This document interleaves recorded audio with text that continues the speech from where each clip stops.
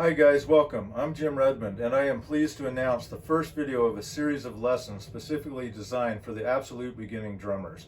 I hope to help you learn and inspire you to develop your own unique drumming style. While having fun, I will show you how to use these new skills in real-world application. Please like and subscribe for notifications of new uploads, and by all means share if you know someone that could benefit from these lessons. Again, these are designed for beginners, but I will be posting for intermediate and advanced techniques as well as other topics. Thank you and enjoy.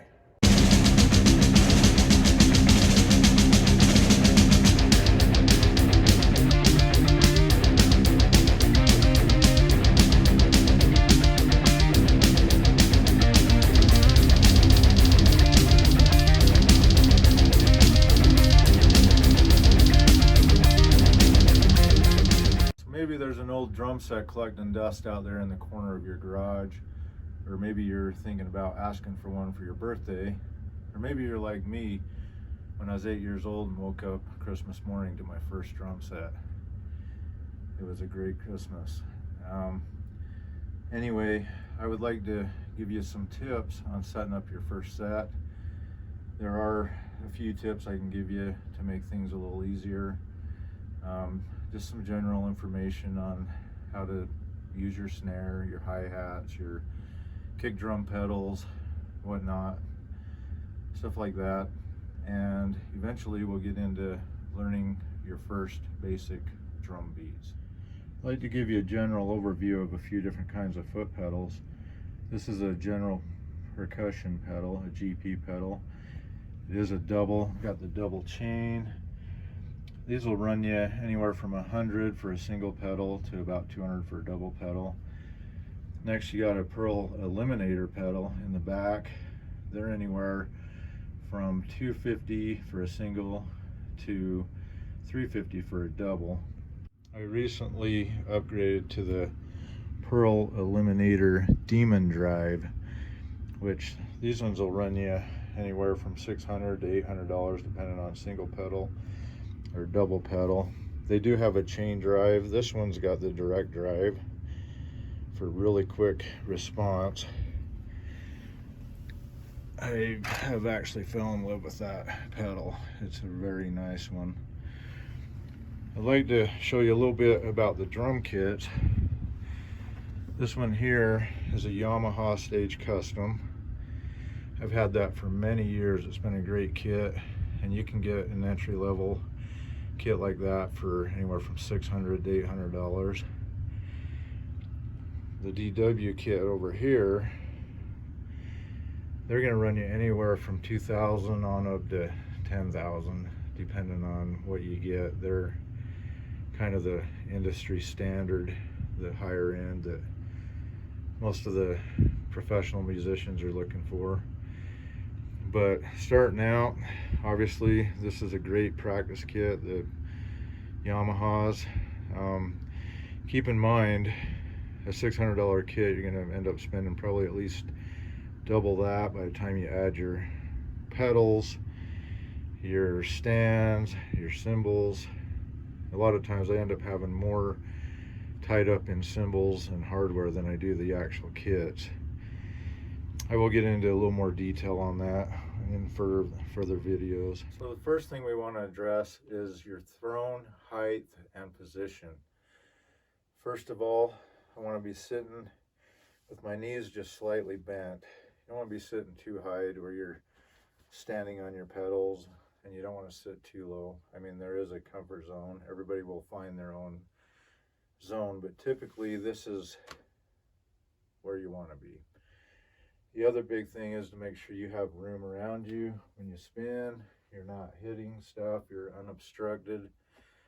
Overhead, I mean, drums are pretty flamboyant. The more space we can have, the better, even though that's not always possible. But this is pretty much it for the throne. Next, we want to work on your bass drum or your kick drum. I like to call these your little kickstand legs. Loosen them. A lot of times they already have presets on them.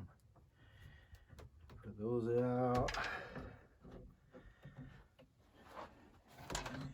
like to have them set with the little adjustments here where your kick drum, when the legs are down, will be keeping the front of the bass drum off of the floor about an inch. This allows for the bass drum to resonate. Also keeps it from maybe scratching on a hard floor or anything like that. Kind of keeps it unobstructive. The other key thing about these with your little spurs, if you notice they have a little rubber deal on here. If you're on a hard surface, you can screw those out like that. They'll grab. I wouldn't recommend putting them on your mother's hardwood floor, but if you don't have a carpet, that's a good idea. The best idea is to have a rug or a carpet. You can dial these down. Got little spurs here that will dig into the carpet and keep your bass drum from moving. And then we'll place this right here for now until we get the pedal. Then we'll apply the pedal. For now, I'm just going to do a single for demonstration. Your springs, typically starting out, you want to keep them about medium setting. If they're too loose, you're not going to have very good response. If they're too tight, you're going to be overworking your calves. But for starting out, maybe set them about medium tension. As you progress, you can always tighten them more to get a little bit quicker response. We'll set that on there.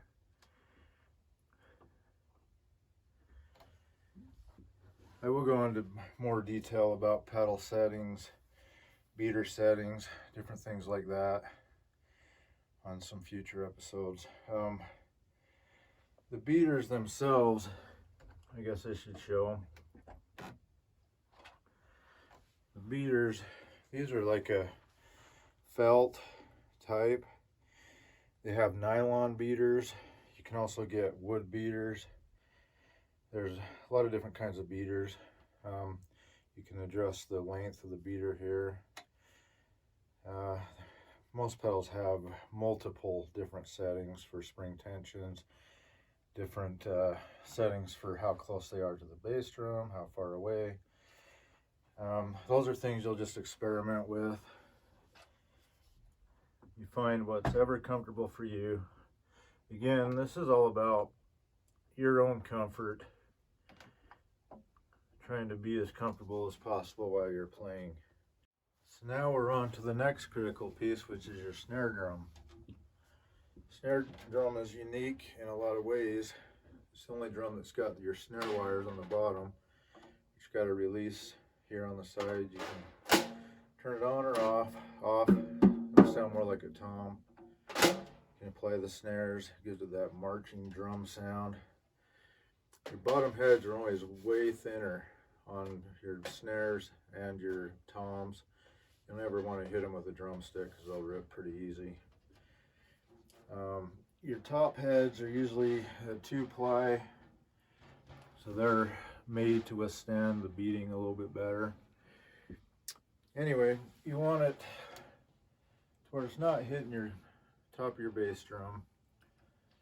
I'm going to position it to where I'm straddling it, so I'll have room for my hi-hat and my kick drum. Those are your three main components. Once you have that positioned, all the rest of it will just kind of fall in place. So next we will move on to the hi-hat. So with your hi-hat placement, you always want to make sure your legs are going to be set in a manner to where your pedal will set flush on the floor, so it's nice and sturdy. You'll take the nut off here. The first thing I always do is turn this rod clockwise, make sure it's tight, tightens into your pedal. If that comes off, your pedal will hit the ground. It's kind of hard to get it going again with all the springs and all that stuff in there, so I just always make sure that that's tight. First thing I want to do is take my bottom hat, slide it on there like that. The top hat, gonna take that bottom nut off, put the cymbal on there like this, back on there. Tighten her down. I like to keep this fairly tight. And when you put it on, I'll just depress the pedal slightly, maybe about an inch. Tighten that up. And there we go.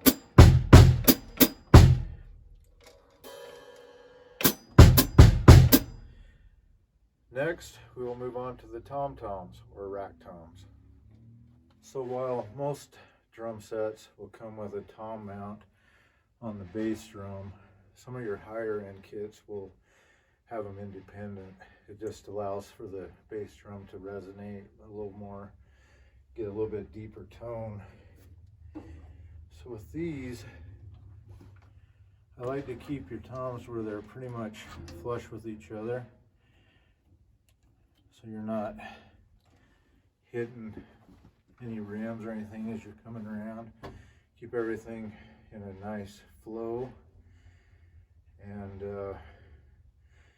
keep them tilted to you don't want them flat, but just slightly tilted. If you get too much an angle on them, the tip of your stick's gonna bury into it and you're gonna start pitting your heads up. And as I set these up, I like to have it to where if I just drop my hands, the floor tom is basically the same height as the snare. And then slightly, gradually, the angle up. This is an 8, a 10, a 12, and a 14-inch tom. If the heads are really loose when you first get them, you want to tighten them slightly. I'll go into better detail on actual tuning later on, but for now, just especially on your floor tom, start with it and just tighten it barely enough to get the wrinkles out of it, because you want it to be a low tone. And progressively, as you go up, progressively get a little bit higher tone. Just the main thing is to get the wrinkles out of them. And about all there is to it. We'll work on getting better sounds later on. I'll teach you how to dial in the different tones, depending on the different kinds of heads you have, stuff like that, on how to tune them, using dampening devices to keep them from ringing. But next we'll move on to cymbals. So cymbal placement is really up to the individual player. Obviously, for me, the more cymbals I have, the more I am happy. Keeping that in mind, cymbals can be very expensive. A ride cymbal, for instance, can be anywhere from $250 to $500, depending on what you're getting just for one cymbal. So other than your hi-hats, which are your timekeepers, the next thing is your ride, which is the timekeeper when you're moving over to this position. You have your ride cymbals, you have crash cymbals, you have effect cymbals like a China or China Boy. There are many different kinds of cymbals you can get, splash cymbals. I like to just have them placed where they're within reach but not too close so that I'm hitting them. I want to be able to hit them without being in the way of the flow of the drums. So that's about it for the cymbals. So I hope you found this video helpful. If so, please like, share, and subscribe. I will be posting follow-up videos with the first basic beats you will need to learn. I am very excited to be on this journey with you as you learn how to play. I am excited and really want to do everything I can to help you along the way. So if you have any comments or concerns, feel free to ask. I will get back to you as soon as possible. Thank you again for watching. Take care. I'll see you next time.